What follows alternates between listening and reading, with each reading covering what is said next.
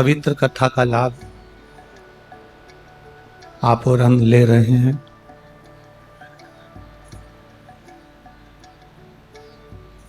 एक छोटा सा जीवन हम अपनी जिंदगी में जी रहे हैं।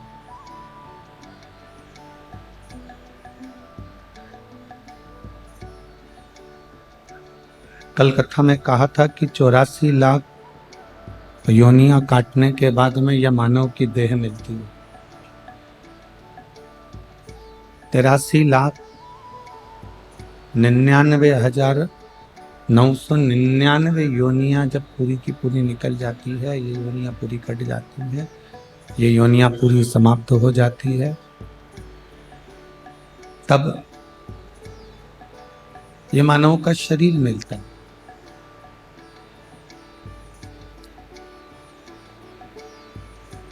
और इस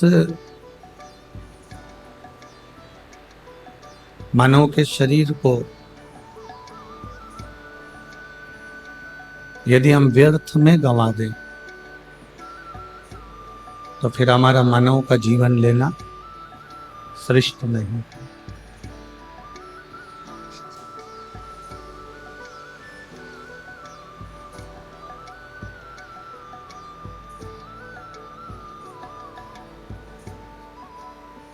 दुनिया का सबसे बड़ा पाप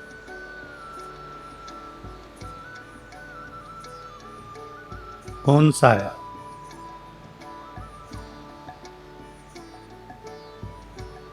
दुनिया का सबसे बड़ा पाप, शिव महापुराण की कथा कहती है, केवल एक पाप ऐसा है दुनिया का जो बहुत बड़ा पाप माना है, और वो है अपने समय को व्यर्थ गंवा देना।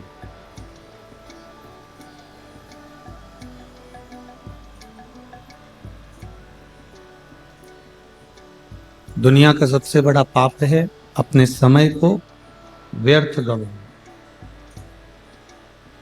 जो परमात्मा ने समय हमको दिया है, जो परमात्मा ने हमको समय प्रदान करा है, वो समय हमारा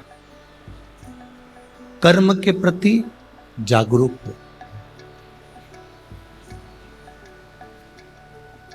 जिस कार्य को हम कर रहे हैं, जिस कर्म को हम कर रहे हैं, उसके प्रति तुम्हारी जागरूकता होना चाहिए, उसके प्रति तुम्हारा समर्पण होना चाहिए। अरे कल जैसा साउंड कर दो भैया।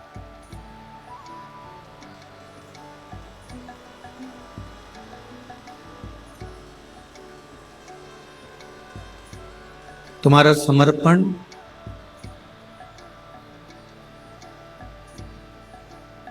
कर्म के प्रति पूर्ण हो। शिव महापुराण की कथा कहती है कि दुनिया का सबसे बड़ा पाप अगर कोई है तो अपने समय को व्यर्थ गंवाना।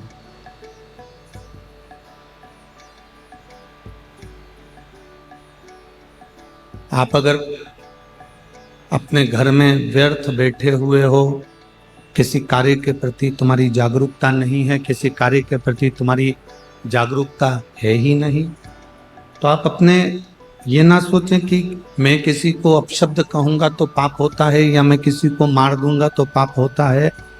एक पाप ये भी होता है कि हम अपने समय का सदुपयोग ना करें, ये भी पाप है। अपने समय को हम श्रेष्ठ जगह पर ना लगाएं, अपने समय को हम श्रेष्ठ जगह पर ना लेकर जाएं, ये भी पाप है।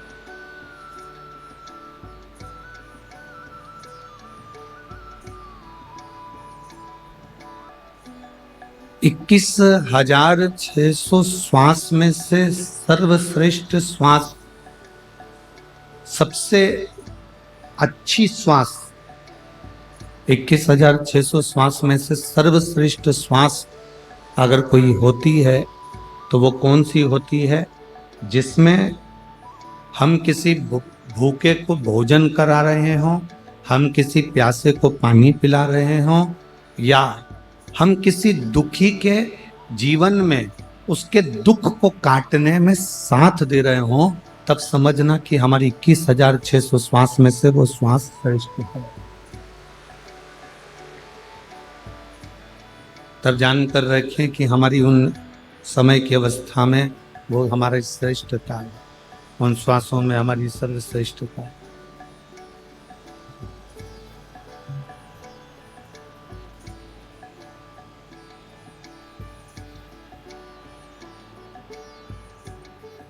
माता पार्वती जी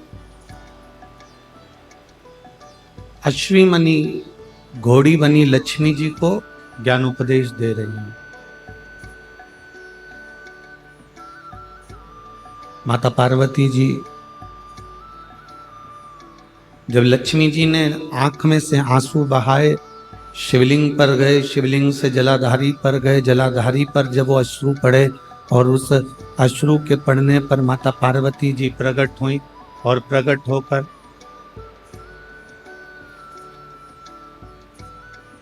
होकर माता पार्वती जी जब सम्मुख में आई, माता पार्वती जब सामने आई तो उन्होंने लक्ष्मी जी को समझाया। माता लक्ष्मी से कहा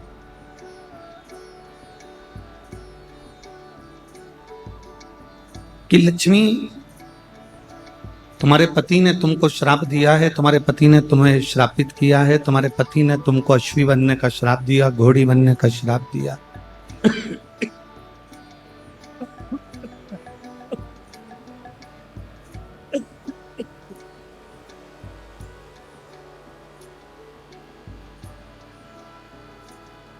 तुम्हें घोड़ी बनने का श्राप दिया, अश्वी बनने का श्राप दिया।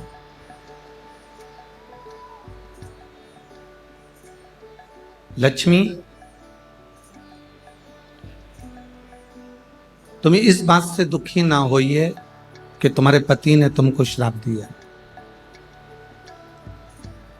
अब उन्होंने जो श्राप दिया उसको भूल जाओ। अब कुछ अच्छा करने का प्रयास करो। जो श्राप दिया है अब उसको भूल जाओ। और हम भी आपसे यही कहेंगे कि अगर कोई आपको गाली दे दे, कोई आपको अपशब्द कह दे, कोई आपको ताना दे दे, कोई आपको आड़ा टेढ़ा बोल दे, वो कह दिया, कहने के बाद आप उसको भूल जाइए। उसने कहा, आप उस बात को भूल जाओ। अब बहुत दिन तक अपने बुद्धि में लेकर बैठ जाना, बहुत दिन तक अपनी चित्तवृत्ति में लेकर बैठ जाना कि उसने मेरा अपमान करा है, उसने मुझे गाली दी, उसने मुझे अपशब्द कहा, उसने मुझे आड़ा टेढ़ा कहा, उसने मुझे आड़ा टेढ़ा बोल दिया। बार बार अपनी बुद्धि में उसको घुमाना, अपनी चित्तवृत्ति में लेकर आना, ये श्रेष्ठ नहीं।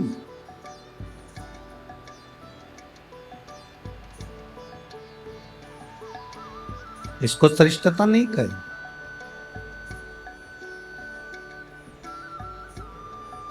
कुछ गलत हो गया उसे भूल जाए।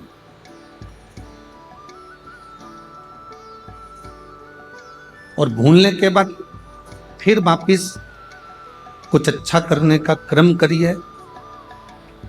शिव महापुराण की कथा तो यहां तक कहती है कि अगर तुमको कोई गाली भी दे देना, अपशब्द भी कह देना, अगर तुम्हें कोई आड़ा टेढ़ा भी बोल देना, कोई आपको अपशब्द कह दे, आड़ा टेढ़ा कह दे, कोई गाली भी दे दे, तो भी शिव महापुराण की कथा कहती है कि आपको उससे बोलचाल बंद नहीं करनी। सास ने कुछ शब्द कह दिया, बहू ने कुछ आड़ा टेढ़ा कह दिया, या किसी ने कोई शब्द कह दिया और आपने बोलना चालना बंद कर दिया, शिव महापुराण की कथा कहती है ये कभी ना करें।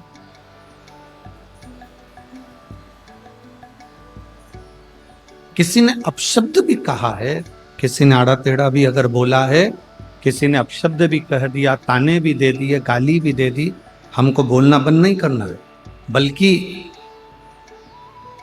हम जैसे रहते थे वैसे ही रहे। कारण क्या होगा? जिसने गाली दी है, जिसने अपशब्द कहा है, जिसने ताना दिया है, तुम्हें उसका जवाब नहीं देना है। तुम तो बाबा पर एक लोटा जल चढ़ाते रहो और हर हर महादेव कहते रहो, जवाब तुम्हारा भोलेनाथ खुद समय आने पर दे देगा। तुम्हें उसका जवाब नहीं देना। तुम्हें अपशब्द नहीं कहना है, तुम्हें ताना नहीं देना है, ना तुम्हें गाली देना है, ना तुम्हें अड़े टेढ़ा बोलना।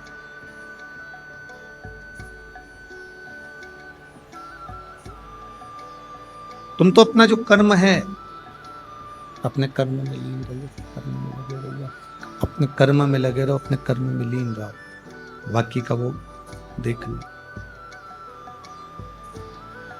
एक बात आपसे पूछना चाहेंगे यहाँ पर धूलिया नगर की सारी माताओं से और मेरे जितने बहनें बैठी हैं, जीजियाँ बैठी हैं, सभी जीजियों से और सभी मेरे भाइयों से, सभी जीजाओं से हम पूछना चाहेंगे कि ईमानदारी से बोलो, जितना टीचर ज्ञान देते हैं, जितना शिक्षक ज्ञान देते हैं, उससे दुगना ज्ञान आज के जमाने में गूगल और फेसबुक से बच्चे निकाल कर प्राप्त कर लेते हैं। बोलो सही है कि गलत? ईमानदारी से बोलना, सही है ना? जितना शिक्षक ज्ञान दे रहे हैं, जितना टीचर ज्ञान दे रहे हैं, आज का बच्चा गूगल और फेसबुक पर दिन भर मोबाइल पर जो टीचर पढ़ाते हैं वो बच्चा उसको सर्च कर आधे से ज्यादा पढ़ाई तो सोशल मीडिया पर पढ़ लेता है। आधे से ज्यादा पढ़ाई सोशल मीडिया पर पढ़ लेता है। फिर भी हमारे यहां, हमारी भारतीय सभ्यता में, हमारे भारत देश की सभ्यता में, हमारे यहां शिक्षक, टीचर शंकर और पार्वती का एक रूप माना गया।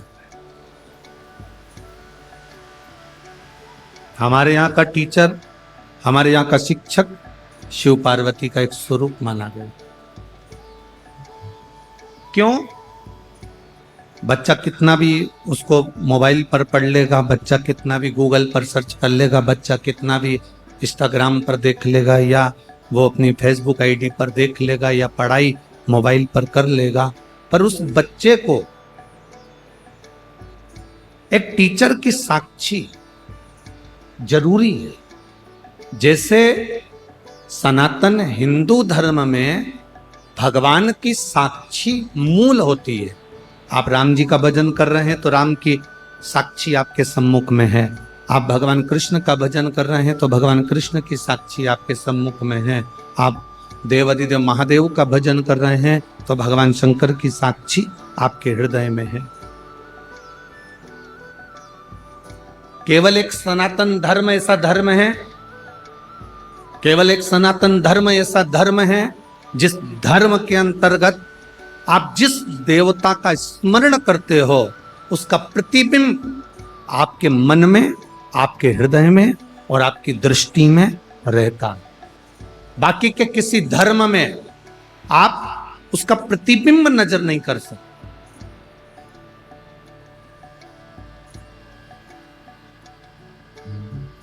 और हमारे सनातन धर्म के अंतर्गत हम अगर शंकर भगवान को जल चढ़ा रहे हैं तो शिव का प्रतीक मानकर हम उसकी पूजन कर रहे हैं।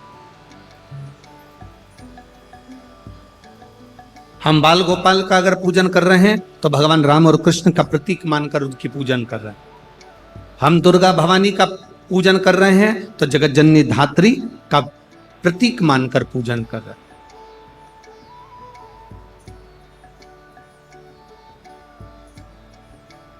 एक शिक्षक, भले बच्चा कितना भी मोबाइल पर पढ़ ले, भले बच्चा कितना भी गूगल पर सर्च कर ले, भले बच्चा कितना भी अपने इंस्टाग्राम आदि जितनी भी विद्या केंद्रित हैं सोशल मीडिया पर, उन सब पर बच्चा कितनी भी पढ़ाई कर ले, फिर भी एक शिक्षक का होना, एक टीचर का होना बहुत जरूरी है। क्योंकि वो टीचर साक्षी का प्रतीक होता है कि तुमने जो विद्या अध्ययन करा, तुमने जो पढ़ाई करी, तुमने जो ग्रहण करा, उसमें एक टीचर की साक्षी है, एक शिक्षक की साक्षी है।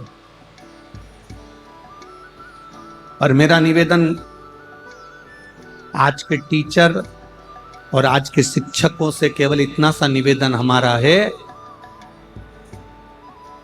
टीचर और शिक्षक ये कभी ना सोचें कि बच्चे मोबाइल पर पढ़ रहे हैं या गूगल पर पढ़ रहे हैं या ये सोशल मीडिया पर पढ़ाई कर रहे हैं, बल्कि आज के जमाने के टीचर और शिक्षक का भार और ज्यादा हो गया है। आज के जमाने के टीचर और शिक्षक का भार ये बढ़ना चाहिए कि अब अगर बच्चे सोशल मीडिया पर पढ़ रहे हैं, बच्चे अगर गूगल पे सर्च कर कर पढ़ रहे हैं, बच्चे अगर मोबाइल पर पढ़ाई कर रहे हैं, तो आज के शिक्षक और आज के टीचर का कार्यभार और ये बढ़ जाना चाहिए कि अब बच्चे अगर मोबाइल पर पढ़ाई कर रहे हैं तो हम हमारे स्कूल में बच्चों को ये सिखाएं कि तुम किसी गलत व्यसन की ओर ना चले जाना, और उनका मोटिवेशन करते रहें, उनको समझाते रहें कि तुम गलत विचारों में ना जाए, गलत दृष्टि में ना जाए, गलत भाव में।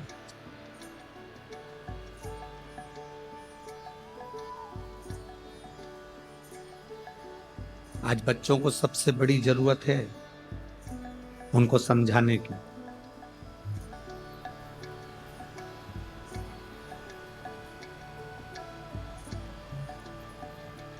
प्रथम गुरु कौन होता है?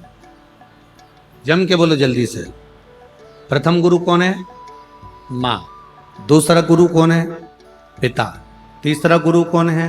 शिक्षक। चौथा गुरु कौन है? सतगुरु। पहले नंबर पर है माँ। यहां इतनी सारी बुजुर्ग माताएं बैठी हैं, बूढ़ी बूढ़ी माताएं बैठी हैं, वयो माता बैठी हैं, 60 साल से ऊपर वाली भी बैठी हैं, तो 50 साल से ऊपर वाली भी बैठी है। हम दूर नहीं जाएंगे। आपके पास में जो बुजुर्ग माता बैठी हैं, आप उनसे एक बार जरा सा पूछो कि तुम्हारे पास में बैठी हुई बूढ़ी माता ने कौन से कॉलेज से MBA करा है। जितनी बूढ़ी माताएं बैठी इनसे पूछो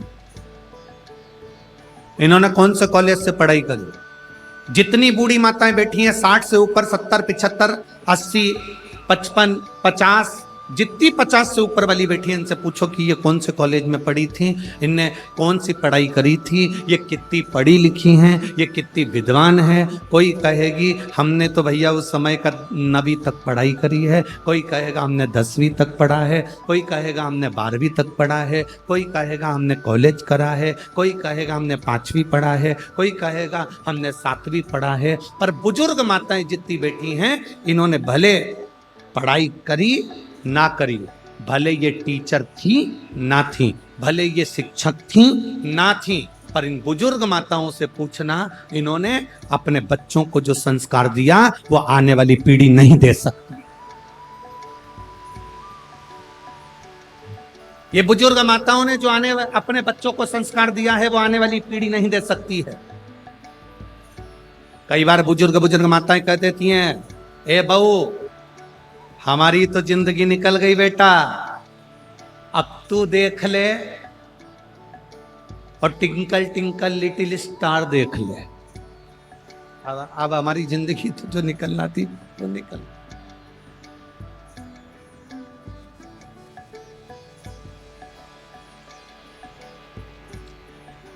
इन बुजुर्ग माताओं ने जो अपने बच्चों को संस्कार दिया, इन बुजुर्ग माताओं ने जो अपने बच्चों को ज्ञान दिया कि बच्चे अपनी माता का आज भी आदर कर रहे हैं। बोलो सही है कि गलत है? बच्चे अपनी बूढ़ी माँ का, घर में दादी का, घर में दादाजी का, घर में बुजुर्ग पिता का आदर कर रहे हैं। जो बूढ़ी माँ ने ना तो पढ़ाई करी, ना कॉलेज गई, ना स्कूल गई, ना कहीं पढ़ने गई, उसके बाद भी अपने बच्चों को उसने संस्कार इतने अच्छे दिए कि आज उसका बुढ़ापा सही निकल रहा है और आने वाली पीढ़ी क्या संस्कार प्राप्त कर रही है और कैसे संस्कार उसको मिल रहे हैं ये आप अच्छे से जानते। आज के समय में जरा सा बच्चा अगर मोबाइल देख रहा हो ना, उस समय पर बच्चे को तुम काम बता दो, उतनी देर में तुम बच्चे का मुंह देख लो।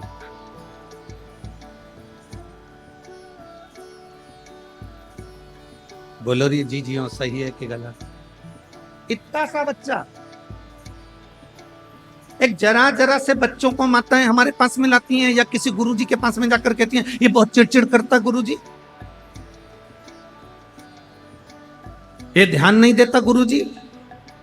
छोटे छोटे से बच्चे को देखकर माताएं कहती हैं ये बहुत गुस्सा करता है गुरुजी। इतना सा बच्चा और इतना गुस्सा, इतना सा बच्चा और इतनी चिड़चिड़। कारण क्या है? तुम भी मोबाइल में व्यस्त हो और वो भी मोबाइल में व्यस्त है। ये जितनी बुजुर्ग माताएं बैठी हैं, इन्होंने अपने बच्चों को स्वामी विवेकानंद बनाने का प्रयास करा, रामकृष्ण परमहंस बनाने का प्रयास करा। इन्होंने अपने बच्चों को स्वामी विवेकानंद बनाने का प्रयास करा, रामकृष्ण परमहंस बनाने का प्रयास करा, नामदेव तुकाराम बनाने का प्रयास करा, मीरा कर्माबाई बनाने का प्रयास करा। आज बच्चा जन्म लेता है तो सबसे पहले होड़ लगती है, इसको डॉक्टर बनाना है, इंजीनियर बनाना है, सीए बनाना है, इसको ये बनाना है, इसको वो बनाना है। आप अपने बच्चे को अगर अच्छे से आदमी को आदमी बनाना चालू कर दो तो वो स्वयं डॉक्टर बन जाएगा और इंजीनियर बन जाएगा। आज का व्यक्ति आदमी ही नहीं बन पा रहा, आज का व्यक्ति मनुष्य से मनुष्य ही नहीं बन पा रहा। एक गांव का व्यक्ति एक व्यक्ति गांव में से निकल कर जा रहा था, एक दरवाजे पर पहुंचा, भैया बहुत प्यास लगी है, हमको पानी पिला दो। सेठ जी ने कहा भी कोई हमारा आदमी आने वाला है, वो तुमको पानी पिलाएगा। उसको जाना था, उसने फिर आधे घंटे बाद कहा भैया हमको बहुत प्यास लगी है, हमें पानी पिला दो, हमारा आदमी आता होगा पानी पिलाएगा। उसने फिर कहा भैया मुझे दूसरे गांव जाना है, बहुत प्यास लगी है, पानी पिला दो, हमारा आदमी आएगा वो पानी पिलाएगा। इतने में उस व्यक्ति ने कहा भैया थोड़ी देर के लिए तुम ही आदमी बन जाओ।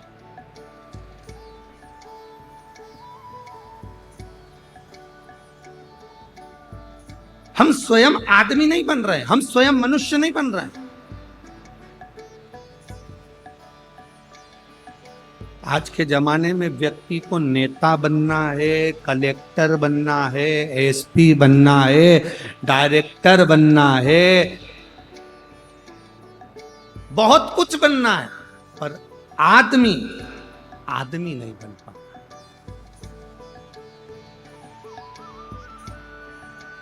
पड़ोस में कोई भूखा सो रहा है, पड़ोस में और कोई भूखा सो रहा है, परिवार में कोई दुखी है और हम बहुत दूर जाकर भंडारा करें, मेरा बाबा कभी प्रसन्न नहीं होता। बाबा कहता है पहले अपने घर के व्यक्ति को देखो। मेरा बाबा कहता है पहले अपने परिवार के व्यक्ति को देखो कि उसको दुख तो नहीं है, उसको तकलीफ तो नहीं है, उसको कष्ट तो नहीं है। पहले आप अपने पास वालों को देखिए, अपने नजदीक वालों को देखिए, अपने करीब वालों को, इनको दुख तो नहीं है।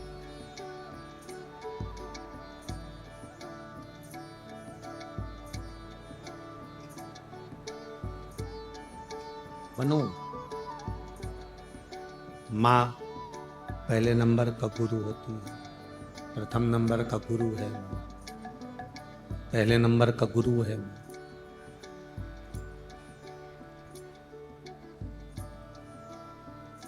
विदेश में रहने वाला एक छोटा सा बालक था जिसका नाम था थॉमस। क्या नाम था? जम के बोलो जरा। थॉमस, छोटा सा बालक।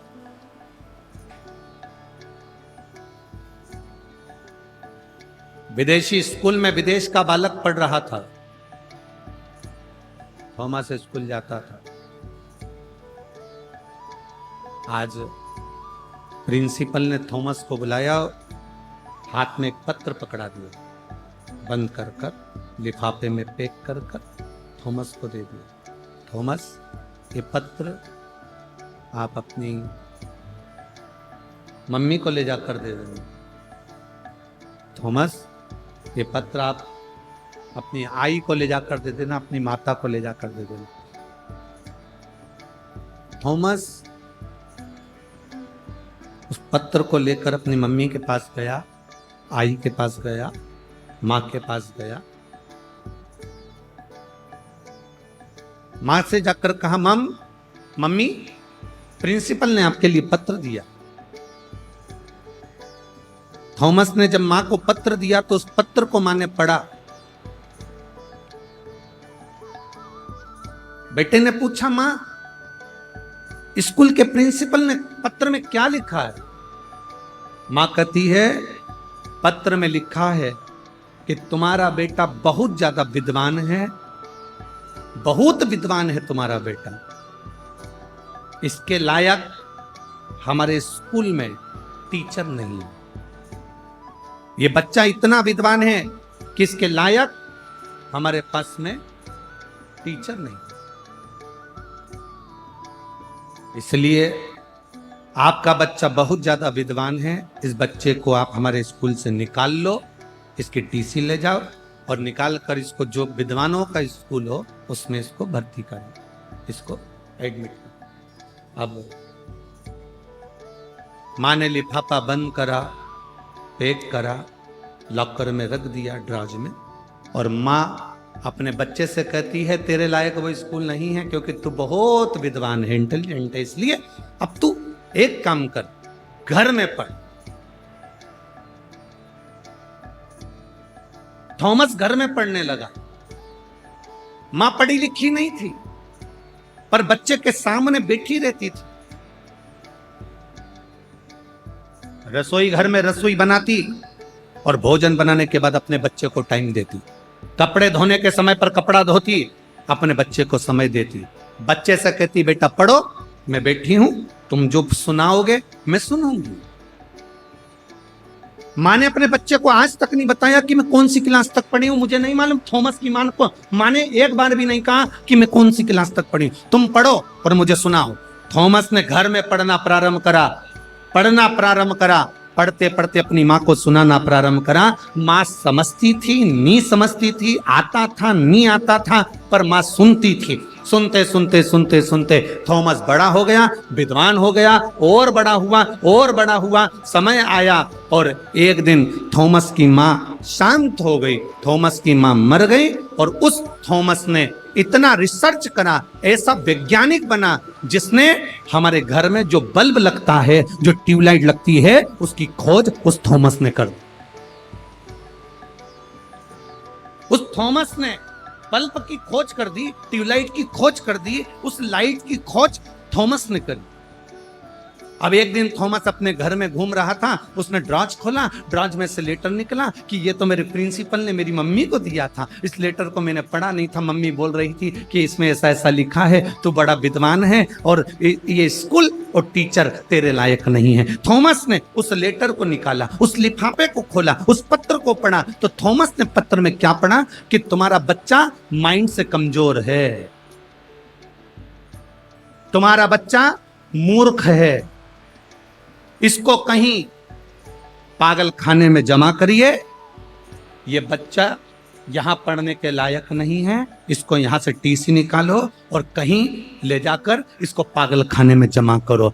मां ने उस पत्र को छुपा दिया, और पत्र को छुपाने के बाद मां ने अपने बेटे को उज्जवल बनाने का प्रयास करा, जैसे थॉमस की मां ने उज्जवल बनाने का प्रयास करा, वो उज्जवलता तुम में आना चाहिए।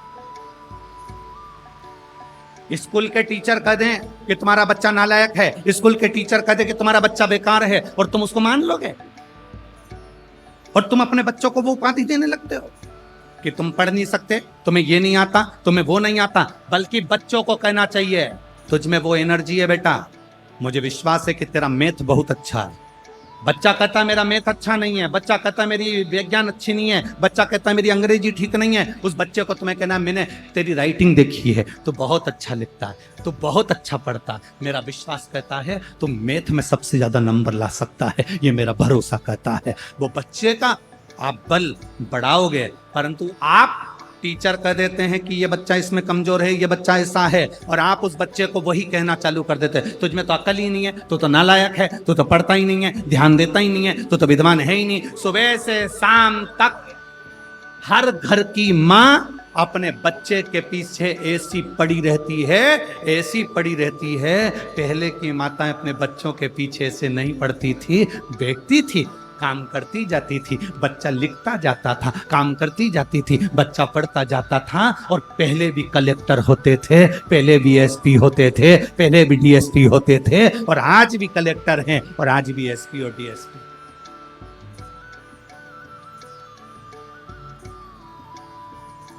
हम बच्चों को विद्या थोपे नहीं, हमने अपने बच्चों को विद्या थोप दी। पहले की माताएं विद्या थोपती नहीं थी, उसको अंदर तक प्रदान करती थी, अंदर तक प्रदान करती। हम क्या दे रहे हैं अपने बच्चों को? सुबह से उठती हैं माताएं और चिल्लाना चालू कर देती, तैयार हो जाओ, स्कूल की वैन आने वाली है, गाड़ी आने वाली है।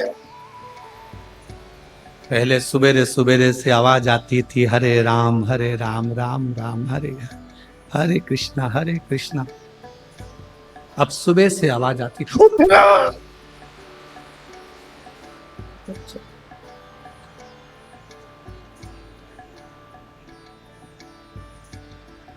बच्चा उठे कि नहीं उठे, उसका बाप जरूर उठ जाता। जब इतनी तेज तेज चंद्र घंटा बजाएगी तो फिर तो उठना ही पड़ेगा। पिता जरूर उठ जाता, और पिता उठा। पिताजी ने चिल्ला कर कहा, क्यों चिल्ला रही है सुबह सुबह से? स्कूल की वैन आने वाली है, अभी तक उठा नहीं है, उठाओ इसको। पहुंच गई रसोई घर में, बाप अपने छोरा छोरी को उठा रहा, उठ जा बेटा, मम्मी आती होगी, उठ जा। पहले के जमाने में डराते थे, बाऊ आता होगा। आज के जमाने में डराना हो सास को तो कह दो बहू आती होगी, वैसे डर जा बेटी, अब उठ जा। पिताजी कह रहे मम्मी आएगी, उठ जा। बच्चा उठा, आया, धोया, स्कूल जाने की तैयारी। किचन में, रसोई घर में घर की माँ काम कर रही है, 25 बार बर्तन को सुबेरे सुबेरे गिरा दिया। सास उठ गई, सास ने कहा, बेटा क्या हो गया? बस इसको स्कूल भेजना, अभी तक नहाया नहीं है। इतने में माँ ने कह दिया, मैं टिफिन बना देती हूँ बेटी, तू एक काम कर, उसको तैयार कर दे। क्योंकि ये तो चाहती यही थी कि डोकरी उठे, चाहती उठी, बनाया टिफिन। बच्चा जब वैन में बैठता है, गाड़ी में बैठता है, हाथ हिला के बैठता है, और हाथ जोड़ के बैठता है। पीछा छूटा दोपहर के 2 बजे।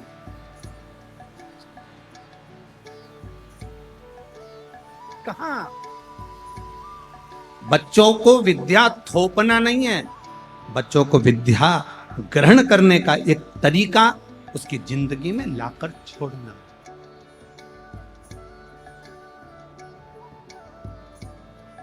स्कूल कॉलेज में जो तुमने सीखा,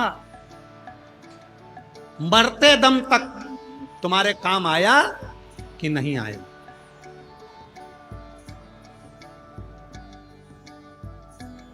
साइन थीटा, कॉस थीटा तुम्हारे काम आया कि नहीं? स्कूल में, कॉलेज में जो तुमने सीखा वो तुम्हारे काम आया कि नहीं आया, ये पता नहीं। पर शिव महापुराण की कथा जरूर कहती है, जो तुमने अपने घर में अपनी मां से, अपने पिता से जो संस्कार ग्रहण करे हैं, वो मरते दम तक तुम्हारे काम आते, आखिरी तक तुम्हारे संस्कार तुम्हारे काम आएंगे। आज के समय में शिक्षक का दबाव और होना चाहिए कि हमारे स्कूल के बच्चे, हमारे क्लास के बच्चे, एक टीचर का ये प्रभाव होना चाहिए कि मेरे क्लास के बच्चे, मेरे स्कूल के बच्चे कोई व्यसन में ना जाए, कोई गलत संगत में ना जाए। बच्चे बहुत जरूरी है हमारे।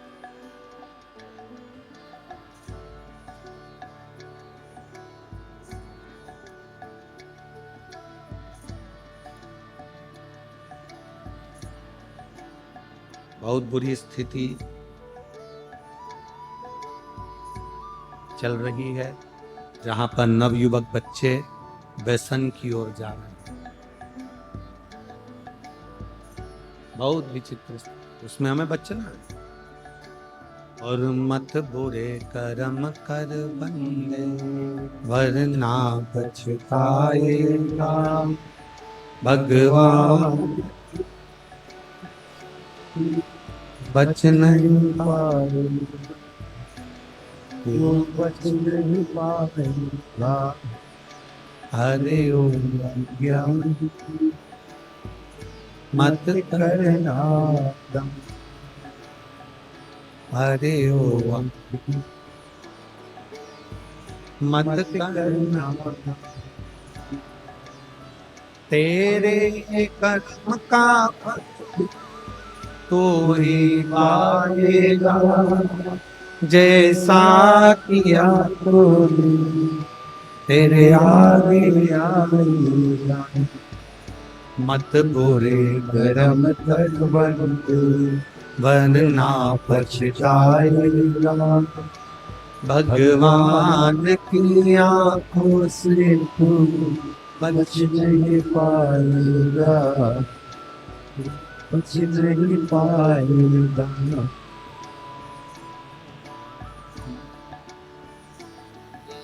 मत करना दान, अरे ओ अज्ञानी मत करना दान।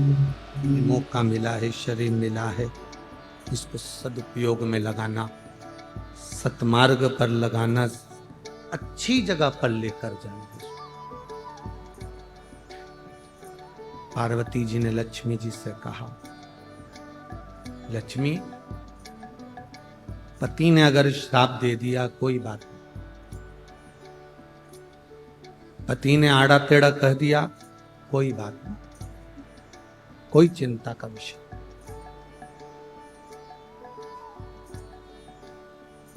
सास अपशब्द कह दे, दिल में लेकर कभी मत। ए मेरी जीजियों, जितने इस आस्था चैनल के माध्यम से कथा सुन रहे हैं, जितने फेसबुक के माध्यम से कथा सुन रहे हैं, यूट्यूब पर सुन रहे हैं, और इस पंडाल में आज कम से कम इस पूरे प्रांगण में 8 से 9 लाख लोग भक्त भरे पड़े हैं।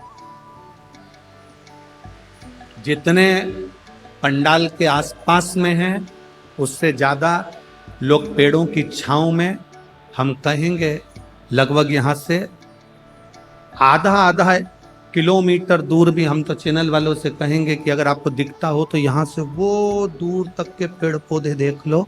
जिन जिन पेड़ पौधों को आप कवर कर सकते हो, उन पेड़ पौधों के नीचे, पहाड़ के ऊपर, टेकरी पर, गाड़ियों पर, जहां आप कवर करें वहां तक कवर कर सकते हैं। और इनको देखें कि इनकी भक्ति की लगन कितनी प्रबल है, जो शंकर को प्राप्त करने के लिए अपना घर छोड़कर यहां पर,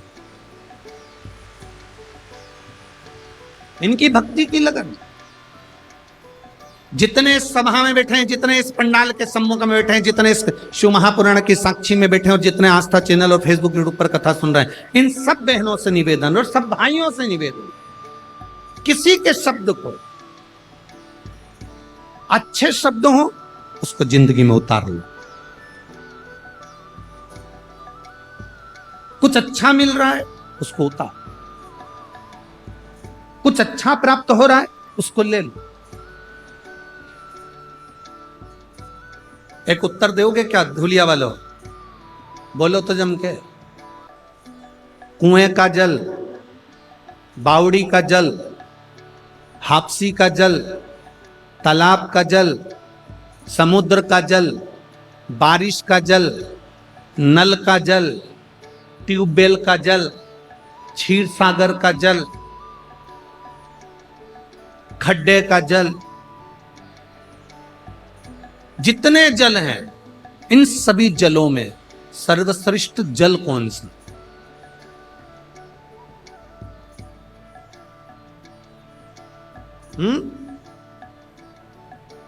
तालाब का जल, बावड़ी का जल, हापसी का जल, ट्यूबवेल का जल, कुएं का जल, बारिश का जल, खड्डे का जल, समुद्र का जल, सागर का जल, कूप का जल, कुएं का जल, इन सभी जलों में श्रेष्ठ जल कौन सा है? अगर आप अंदाजा लगाएंगे तो आपके स्मरण में आएगा, इसमें सर्वश्रेष्ठ जल अगर कोई सा होता है तो वो समुद्र का जल होता है।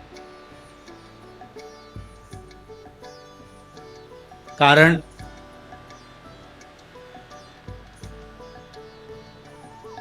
श्रीमद् वल्लभाचार्य जी ने एक ग्रंथ लिखा जिसका नाम है जल भेद।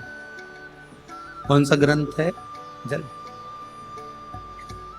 श्रीमद् वल्लभाचार्य जी ने वर्णन करा सर्वश्रेष्ठ जल होता है समुद्र का जल। क्यों? कुएं के जल में कचरा डालोगे तो वो कुएं में सड़ता रहेगा, बावड़ी में कचरा डालोगे वो सड़ता रहेगा, ट्यूबवेल में कचरा डालोगे सड़ता रहेगा, खड्डे में कचरा डालोगे सड़ता रहेगा, नदी में कचरा डालोगे सड़ता रहेगा, सरोवर में कचरा डालोगे सड़ता रहेगा। पर समुद्र में अगर कचरा डाला है तो समुद्र की लहरें उस कचरे को किनारे पर लगा देती हैं, वापिस किनारा दे देती। समुद्र कभी कचरे को अपने अंदर नहीं उतारता, समुद्र कचरे को किनारे पर लगा देता है। तो मेरे भारत की, देश की और विदेश में जितनी मेरी बहनें बैठी हैं उनसे एक ही निवेदन है, जब कोई तुम्हारे को भी कचरा दे, गाली दे, अपशब्द कहे, ताना दे, तो तुम समुद्र जैसा दिल रखकर कचरे को किनारा लगा दो। इस कचरे को किनारा तुम्हें लगाना। अपशब्द कहने वाले का अपशब्द हमारे दिल में नहीं रखना। समुद्र कचरे को अंदर नहीं रखता। फिर कहा समुद्र श्रेष्ठ क्यों है? तो कहा समुद्र इसलिए श्रेष्ठ है, समुद्र में सोना डालो, चांदी डालो, हीरा डालो, पन्ना डालो, समुद्र कभी किनारे नहीं लगाता, समुद्र अपने अंदर उतार लेता है। जब शिव महापुराण रूपी हीरा मिले, कोई अच्छी ज्ञान की बात कहे तो उसको अपने अंदर उतार कर रख लो। फिर कहा समुद्र का जल श्रेष्ठ क्यों है?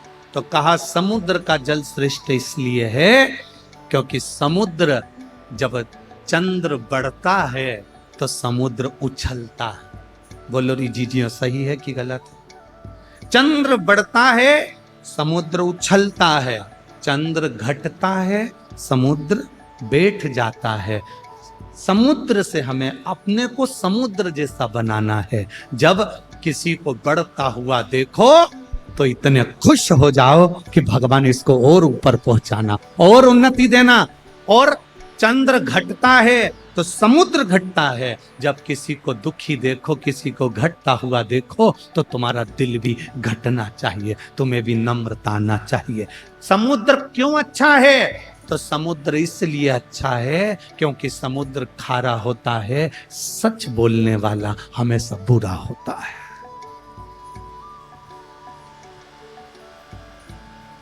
देश विदेश में बैठी हुई मेरी माताओं को, मेरी बहनों को, मेरी जीजियों को, मेरे जीजाओं को, मेरे बच्चों को, मेरी बेटियों को मैं निवेदन करूंगा इस व्यासपीठ से, महालक्ष्मी शिव महापुराण की कथा धूलिया नगर से चल रही है। आज सबसे ज्यादा केस अदालत में, सबसे ज्यादा अगर केस हैं तो प्रॉपर्टी के केस नहीं हैं। आज अदालत में सबसे ज्यादा केस अगर कोई चीज के नहीं, अगर किसी के मर्डर के केस नहीं है, किसी प्रॉपर्टी के केस नहीं है, जमीन जायदाद के केस नहीं है, भाई भाई के केस नहीं है, आज पूरे भारत की अदालत में सबसे ज्यादा केस हैं तो तलाक के केस है।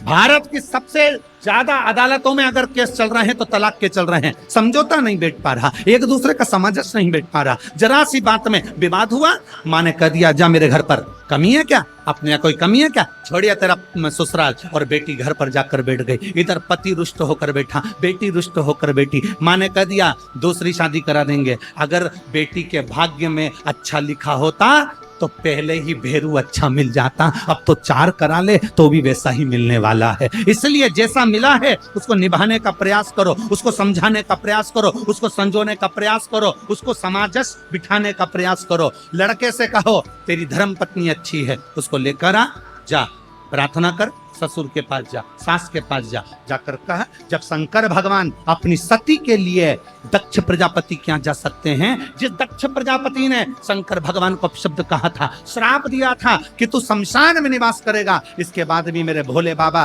दक्ष प्रजापति के दरवाजे पर जाकर अपने ससुर से बात करते हैं अपनी धर्म पत्नी के लिए। तो तुम अपनी बेटे से क्यों नहीं कहते कुछ नहीं, जाओ लेकर आओ उसको, हो गई ना बात, खत्म करो, लेकर आओ। बेटी को समझाओ कोई बात नहीं, जाओ। अगर मान ले तो दूसरी शादी करेगी और वो भी ऐसे ही निकल गया तो मम्मी मैं शादी नहीं करूंगी, मेरे को शादी नहीं करना, तो जिंदगी कैसे निकलेगी बेटा, मैं तो अकेली रह लूंगी। ये संसार, दुनिया के लोग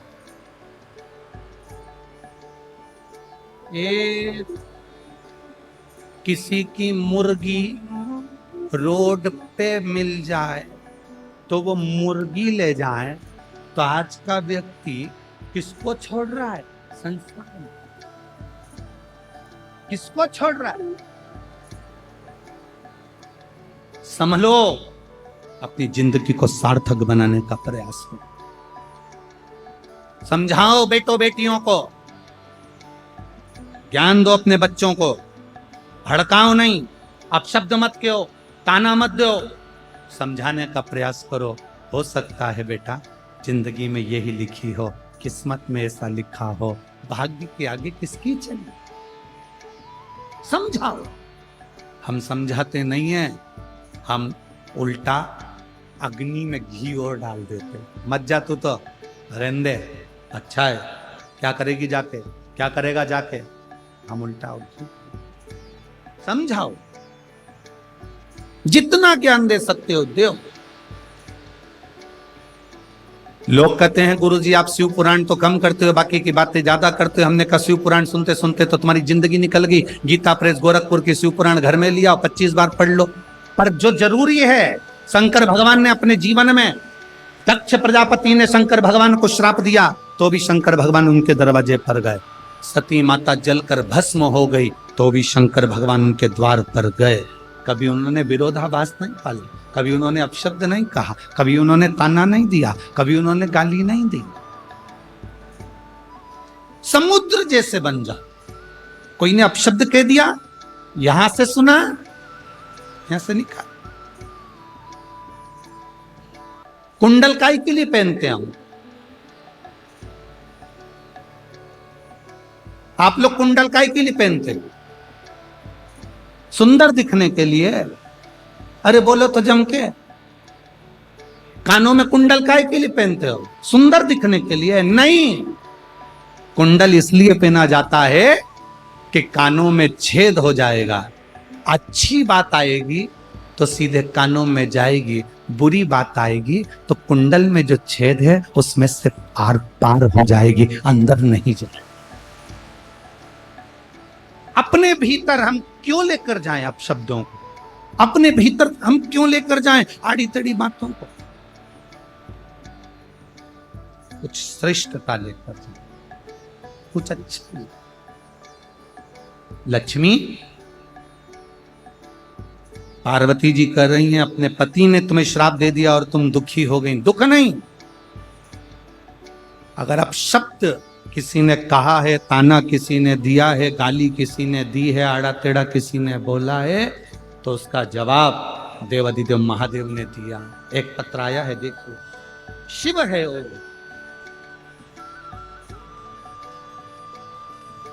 अब भरोसा देखिए, उस पत्र में उस मां ने लिखा, इस पत्र के अंदर, कि डॉक्टर कह रहा है 2 से 3 घंटे के अंदर ये बच्ची मरेगी, जैसी वेंटिलेटर पे से उतरे आप इसको ले जाओ। पर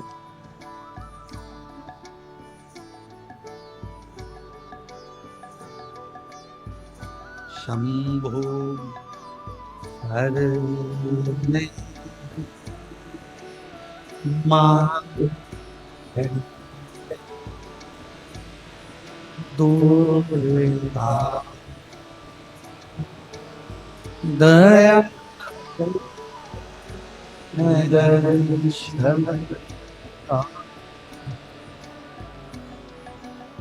दया कर।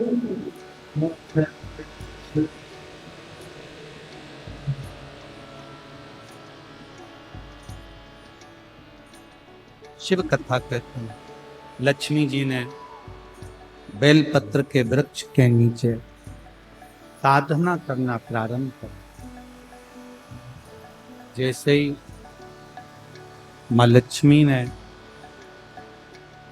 बेलपत्र के वृक्ष के नीचे साधना करना प्रारंभ करा तो देवाधिदेव महादेव कुछ ही समय में प्रदोष काल के समय पर लक्ष्मी जी के सामने शंकर भगवान प्रकट है।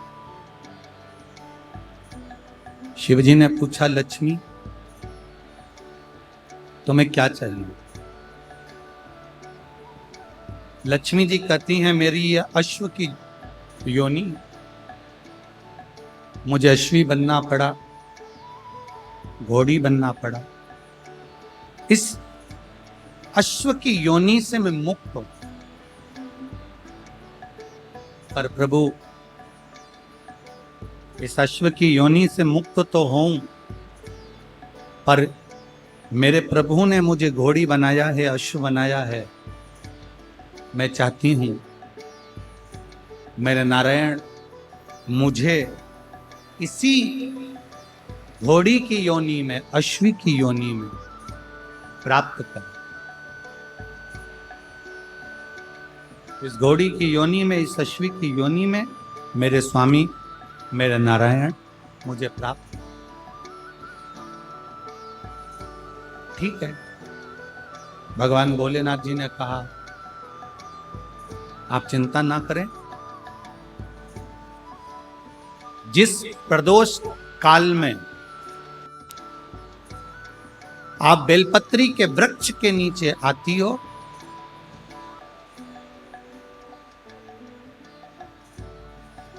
दुनिया का कितना भी दरिद्र व्यक्ति हो,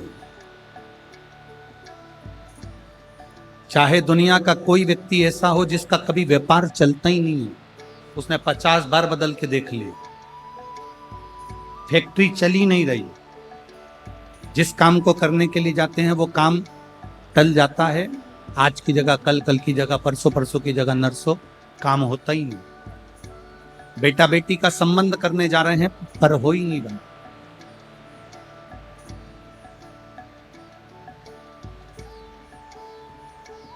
कितना भी दरिद्र से दरिद्र व्यक्ति, कितना भी दीन से दीन व्यक्ति, एक नियम वो अगर अपनी जिंदगी में बना ले, प्रदोष काल में, प्रदोष के समय पर बेलपत्री के वृक्ष के नीचे एक बार जाकर नमन करना और प्रदोष काल में शंकर भगवान के मंदिर में दिया लगाना। ये दो चीजें अगर वो 3 महीना भी लगातार कर ले तो उसके जीवन में कभी कोई समस्या आ ही नहीं सकती, कोई दुख आ ही नहीं सकता। एक नियम बना, जैसे जिस नारी को, जिस पुरुष को, जिस बच्चे को, जिस बड़े को चर्म रोग हो जाता है, चमड़ी सफेद पड़ने लगती है, जब चमड़ी सफेद पड़ने लगती है, चर्म रोग जैसा जब हो जाता है या चर्म रोग उसको घेरने लगता है, चमड़ी जब सफेद पड़ने लगे या चमड़ी काली पड़ने लगे या चर्म रोग, सोराइसिस जैसी बीमारी तक के लिए है हमारे।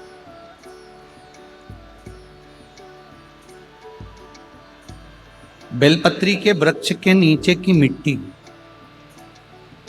बेलपत्री के वृक्ष के नीचे की मिट्टी, उसको जिस पात्र के अंदर शिवलिंग बनाने के लिए हम गलाएं, जिस पात्र के अंदर हम शिवलिंग बनाने के लिए उसको गलाएं और शिवलिंग का निर्माण कर कर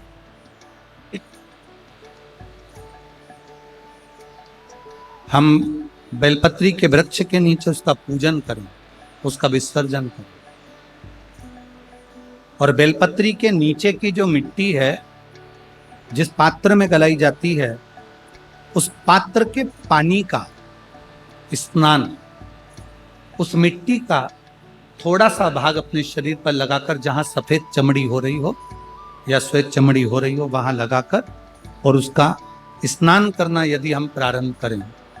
परंतु प्रदोष, जैसे अपन शंकर भगवान के मंदिर जाते हैं, दर्शन करते हैं, पूजन करते हैं, उसी तरह बेलपत्री के वृक्ष के नीचे की मिट्टी को गलाकर हम शिवलिंग का निर्माण करते हैं।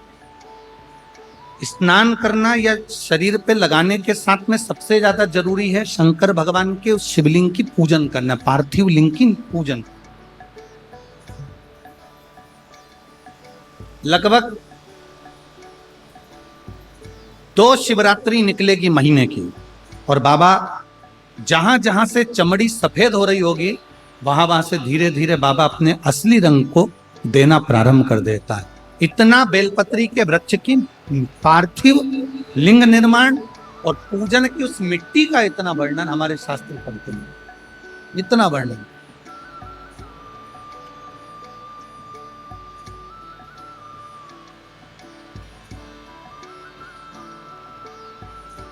शिव कथा को, शिव महापुराण की कथा वर्णन कर रही। स्वयं भगवान देवादिदेव महादेव ने नारायण से जाकर प्रार्थना की। स्वयं भगवान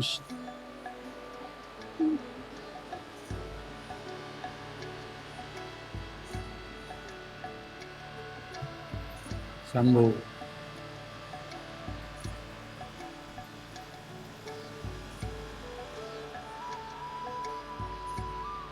स्वयं भगवान शंकर ने नारायण से जाकर प्रार्थना करी कि माता लक्ष्मी आपके लिए तप साधना कर रही हैं, आप उनको जाकर दर्शन। भगवान नारायण शिव जी के कहने पर जाने लगे। भगवान शंकर के कहने पर भगवान नारायण जाने लगे, पर भगवान शिव जी ने भगवान नारायण को रोका,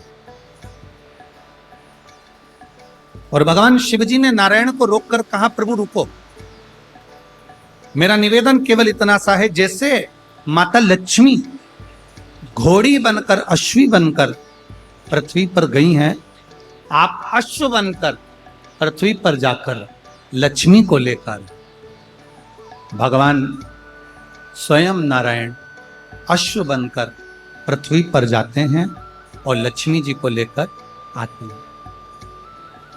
शिव महापुराण की कथा कहती है, भगवान शंकर का संवाद कहता है, स्वयं नारायण और स्वयं माता लक्ष्मी बेलपत्री के वृक्ष के नीचे विराजमान शिवलिंग का पूजन करते हैं और बेलपत्र की परिक्रमा करते हैं। जैसे ही उन्होंने बेलपत्र की परिक्रमा करी, शंकर भगवान वहां सम्मुख में जब आते हैं तो नारायण और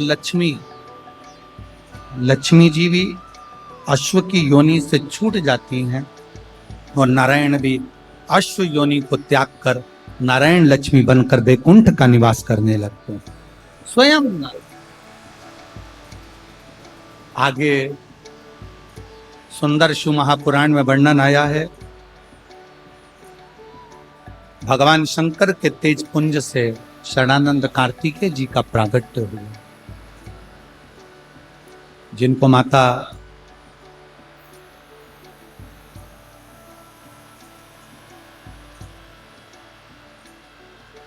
पार्वती जी ने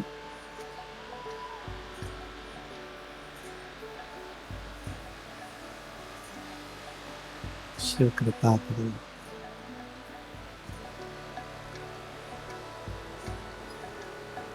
शरणानंद कार्तिकेय जी का संवाद आता है, जहां पर माता पार्वती जी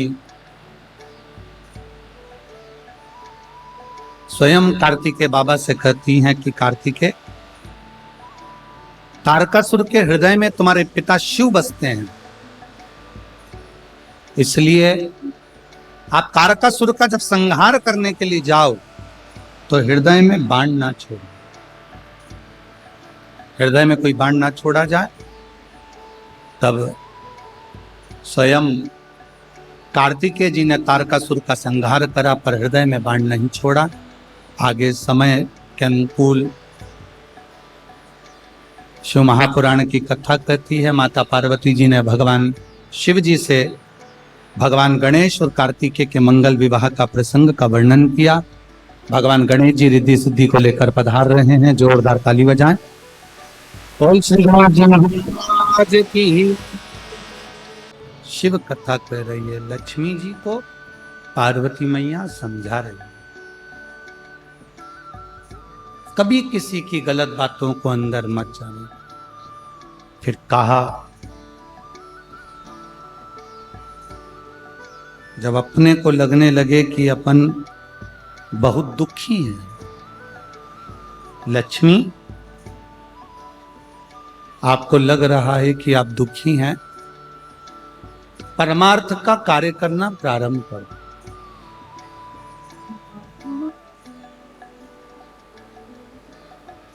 जितना बन सकता है परमार्थ का कार्य करो। और फिर कहा, लक्ष्मी दुख मिटाने का इस संसार सागर में सबसे सुंदर तरीका जो मैं आपको बता रही हूं, अगर लक्ष्मी भूलवश भी अगर आपने वो कर लिया तो ये विश्वास रखिए कि देवाधिदेव महादेव का दर्शन भी होगा और आपके मन में जो कामना है वो पूरी भी होगी, अगर आपने इसको स्मरण कर लिया।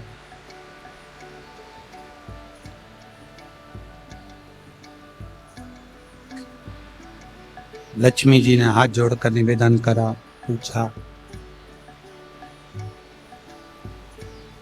मैं अंदर से बड़ी दुखी हूं, बहुत तकलीफ है, बहुत कष्ट है, बहुत ज्यादा दुख है, कष्ट है।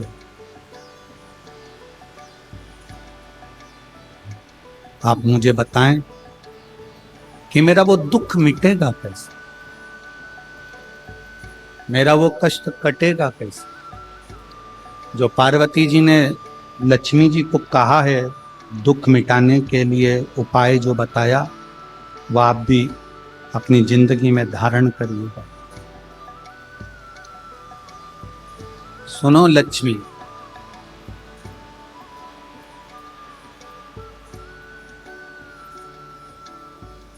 तुमने जो पार्थिव शिवलिंग का निर्माण करा था, उस पार्थिव शिवलिंग पर आपके अश्रु गिरे, वो अश्रु मेरे पास आए, उस अश्रु के बल पर मेरा दर्शन। अब लक्ष्मी, इस संसार सागर में भूमंडल पर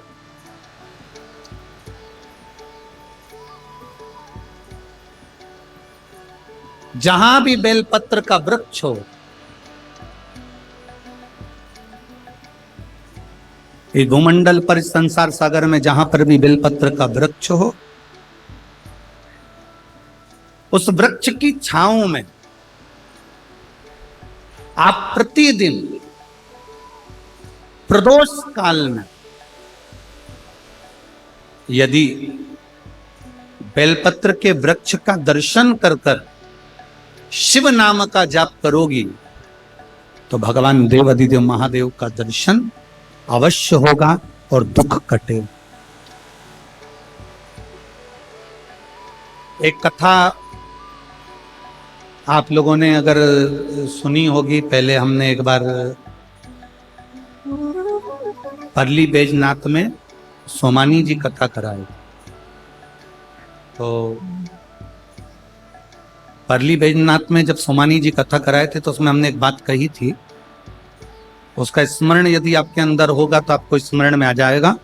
परली बैजनाथ की कथा में कहा था कि प्रदोष काल के समय पर, शाम के समय पर बेलपत्री के वृक्ष के नीचे जो जाकर बैठ जाता है या बेलपत्री के वृक्ष की जो जड़ है उसका मात्र स्पर्श कर लेता है, बेलपत्री के वृक्ष की जड़ की मिट्टी का भी अगर मस्तक पर तिलक धारण कर लेता है या उसको नमन कर लेता है, प्रदोष काल में, प्रदोष के समय पर, शाम के समय पर, प्रतिदिन अगर वो शिव की भक्ति का स्मरण कर लेता है, प्रतिदिन नहीं कर सकते तो प्रदोष की प्रदोष करो, प्रदोष की प्रदोष नहीं कर सकते सोमवार की सोमवार करो, ये भी नहीं कर सकते हर महीने की शिवरात्रि आती है उस शिवरात्रि पर करो, ये भी नहीं कर सकते तो प्रयास करो कि अपन प्रतिदिन शाम के समय बेलपत्री के वृक्ष के नीचे से अगर कोई निकल कर जा रहा हो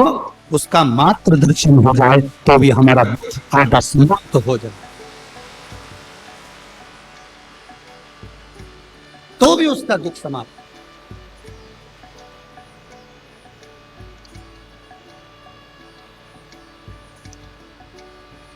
शंभु शरणे मांगो घड़ी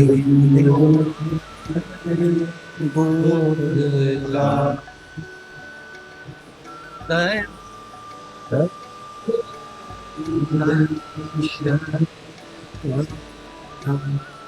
ये दुख समाप्ति का सबसे मूल केंद्र बिंदु है। मतलब अगर हम कहें कि अगर दुनिया के व्यक्ति को बहुत ज्यादा दुख है, बहुत ज्यादा कष्ट है, बहुत ज्यादा बीमारी है, बहुत ज्यादा रोग है, बहुत ज्यादा तकलीफ है, तो बेलपत्री के वृक्ष की छांव सुख दे। एक पत्र आया है, देखिए। खाली न जाता कोई दर से तुम्हारी, खाली न जाता दर से तुम्हारी, खड़ी हो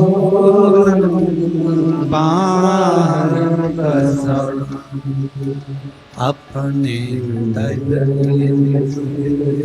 लगा लो कि ना जा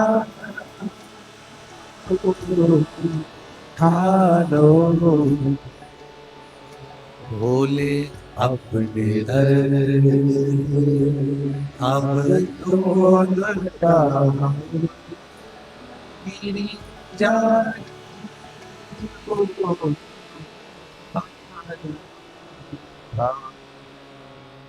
जो दिल से पार्वती जी लक्ष्मी जी से कह रही है।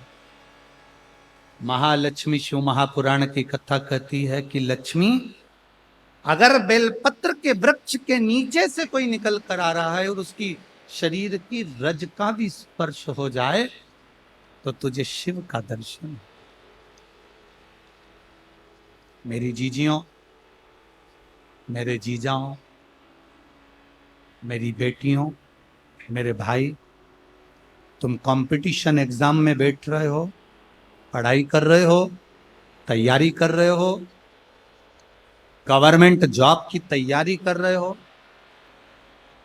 ये जितने पत्र यहाँ पर रखे हैं, जितने पत्र यहाँ पर हैं, इस चौकी के नीचे भी जितने पत्र रखे हैं, यहाँ पर भी जितने पत्र रखे हैं, आप उन पत्रों में से सारे पत्र निकाल कर देख लीजिए। जिन जिन बेटों ने, जिन जिन बेटियों ने गवर्नमेंट जॉब की तैयारी करी और शंकर भगवान पर भरोसा कर कर और अपना कर्म पूरा कर कर एग्जाम दिया, उनकी नौकरी लगी। कम से कम इसमें से 70% पत्र ऐसे हैं जिसमें नौकरियां ली, जहां बच्चों को सुख अनुभव।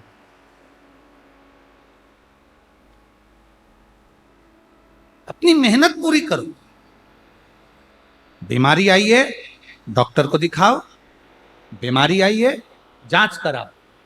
रोग आया है, बड़े से बड़े हॉस्पिटल में जाओ, अच्छे से अच्छे डॉक्टर को दिखाओ। उसने दवाई लिखी, खाओ। उसने जांच का बोला, जांच कराओ। पर उसके जांच कराने में और उसकी दवाई खाने के साथ साथ मेरे भोले बाबा पर भरोसा रखना। जैसा विश्वास इस बहन ने करा कि मैंने मुंबई के हॉस्पिटल में भी कैंसर बताया, बाकी के हॉस्पिटलों में भी कैंसर बताया, पर आखिरी की जो जांच हुई 4/10/2023 को सारी रिपोर्ट नील आ गई, मेरा कैंसर समाप्त हो गया। ये विश्वास तुम्हारे अंदर होना चाहिए। ये विश्वास तुम्हारे भीतर जागृत होना चाहिए। एक महिला ऐसी बैठी है इस कथा में जिसका पति 2013 में शांत हुआ। अगर ये कि हम अगर शिव पर भरोसा करते हैं, भगवान शंकर की भक्ति करते हैं, तो दृढ़ता क्यों नहीं बनती?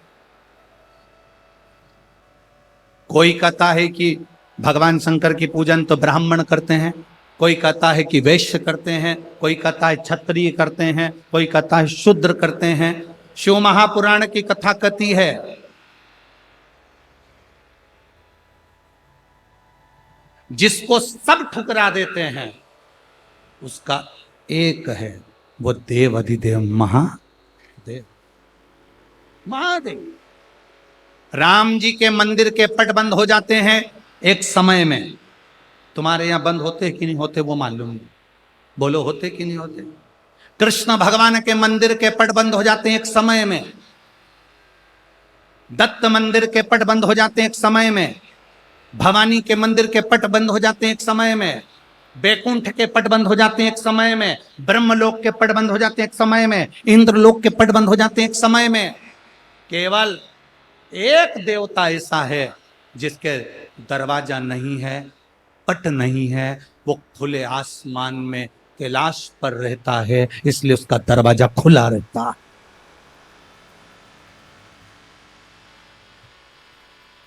लोग कहते हैं ब्राह्मण अलग, कोई कहता है ब्राह्मण हम उच्च हैं, कोई कहे वैश्य उच्च है, कोई कहे क्षत्रिय उच्च है, कोई कहे शूद्र उच्च है। मेरे राम जी महाराज ने पृथ्वी पर प्रकट हुए थे तो मेरे राम जी के जन्म के समय पर 4 हाथ थे। कितने हाथ थे? जम के बोलो जरा। 4। आप लोग स्तुति गाते हैं, भय प्रगट कृपाला दीन दयाला, उसको पढ़िएगा। माता पुनि बोली सोमति डोली तजौ तात ये रूपा। ये रूप नहीं चाहिए 4 हाथ का। आयुध 4। मेरे राम जी प्रकट हुए उनके 4 हाथ थे। मेरे भगवान कृष्ण पृथ्वी पर प्रकट हुए उनके 4 हाथ थे। पर माता देवकी ने कह दिया 2 हाथ का पुत्र चाहिए। कौशल्या जी ने कह दिया 2 हाथ का पुत्र चाहिए। राम जी के जन्म के समय पर 4 हाथ इसलिए थे क्योंकि राम जी का एक हाथ ब्राह्मण है, दूसरा हाथ वैश्य है, तीसरा हाथ क्षत्रिय है, तो चौथा हाथ शूद्र है। ये 4 जो वर्ण हैं ये मेरे भगवान के 4 हाथ हैं और ये बुलंद है।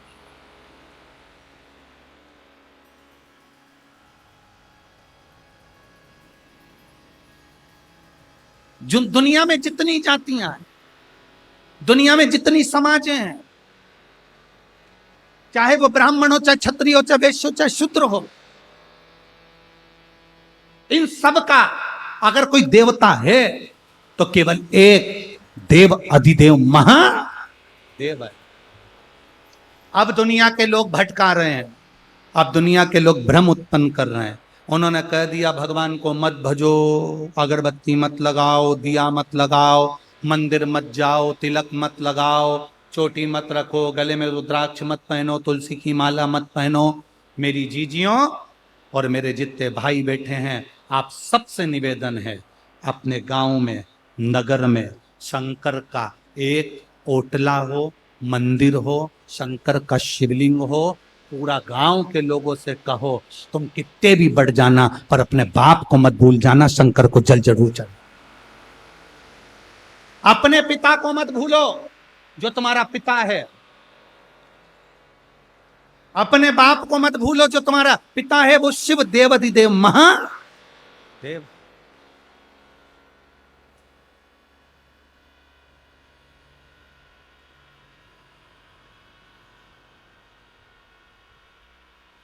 उसको नहीं भूल। कैसे भूल? वो करुणा इतनी करता है, शिव है, कृपा सागर कहते हैं उसे, करुणा सागर कहते हैं उसे। जब आप लोग अभी ये कथा तो कल सुबह 8 बजे से 11 बजे तक धुलिया में हो जाएगी, महाराष्ट्र की इस पवित्र भूमि पर। कल की कथा टीवी पर 1 बजे नहीं आएगी, कल की कथा टीवी पर 2 बजे आएगी। 2 बजे का इसलिए रखा क्योंकि हमेशा लोग कहते हैं हम कथा सुनकर जाते हैं, जब तक घर ही नहीं पहुंच पाते हैं, ट्रैफिक में रहते हैं। तो कथा का 1 घंटा समय बढ़ाकर कथा कल कितनी बजे टीवी पर आएगी? 2 बजे। और यहाँ कितनी बजे होगी? धुलिया में कितनी बजे है? सुबह 8 बजे से 11 बजे तक। पार्वती जी ने लक्ष्मी जी से कहा, लक्ष्मी जी ने सुन लिया कि बेलपत्र के वृक्ष के नीचे खड़े होकर अगर शिव नाम का जाप किया जाए, श्री शिवा नमस्तु, श्री शिवा, श्री शिवा, श्री शिवा, श्री शिवा। जब हम मंत्र का उच्चारण करते उसका फल मिल। आप में से कितने लोग बैठे हैं जो शंकर जी के मंदिर में रोज 1 लोटा जल चढ़ाते हैं? हाथ ऊंचा करो जरा। सभी जाते हो? रख लो, रख लो। बच्चे बैठे हैं कथा में? कितने बच्चे बैठे हैं? जरा हाथ उठाओ। बच्चे लोग जो कथा में बैठे, ठीक है, रखो रखो रखो। बच्चे से मतलब मालूम है ना? है? बच्चे से मतलब मालूम है? शिव महापुराण में बच्चा कितने लोग, कितनों को कहा गया? तो कि बचपन से लेके जिसका ब्याह नहीं हुआ तब तक के जो है वो सब बच्चे ही हैं।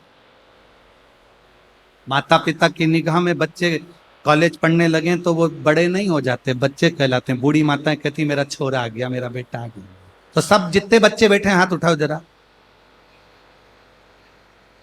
अब ज्यादा हो गए ना तुम? अच्छा, तुम भी दूसरे को बच्चा समझ रहे थे, ठीक है। अब जितने बच्चे हाथ नीचे रखो। खड़े होने का नहीं बोला, नीचे बैठो, बैठो बैठो, वापिस बैठो, बैठो, बैठ जाओ। अब जितने बच्चे